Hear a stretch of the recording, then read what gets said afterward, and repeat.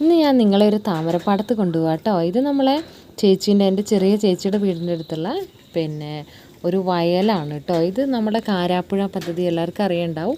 കാരാപ്പുഴ ഡാമിൻ്റെ പദ്ധതി പ്രദേശമാണ് കേട്ടോ. അതായത് കാരാപ്പുഴ അവർ എടുത്ത പ്രദേശം, ആളുകളെയൊക്കെ ഒഴിപ്പിച്ച് സർക്കാർ ഏറ്റെടുത്ത സ്ഥലങ്ങളാണ് കേട്ടോ. അവിടെയൊക്കെ ഇത് കണ്ടില്ലേ, അവിടെയൊക്കെ വെള്ളം കയറിയിട്ട് ഈ ഒരു പാടം കാണുന്നത് മുഴുവനും വലിയ താമരകളാണ് കേട്ടോ. ഇതുപോലത്തെ താമരകൾ, ഇതൊക്കെ വയലാണ് ശരിക്കും. രണ്ട് സൈഡിലും ആളുകൾ താമസിക്കുന്ന വീടുകളൊക്കെ ഉള്ള സ്ഥലങ്ങളാണ്.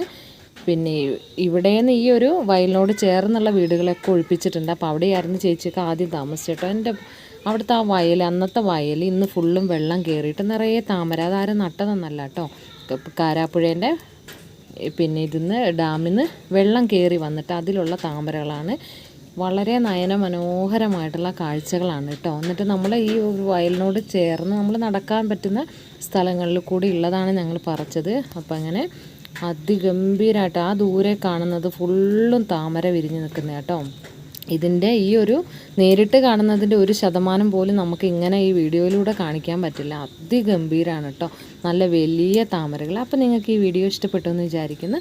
അപ്പോൾ താങ്ക് യു ഫോർ വാച്ചിങ്.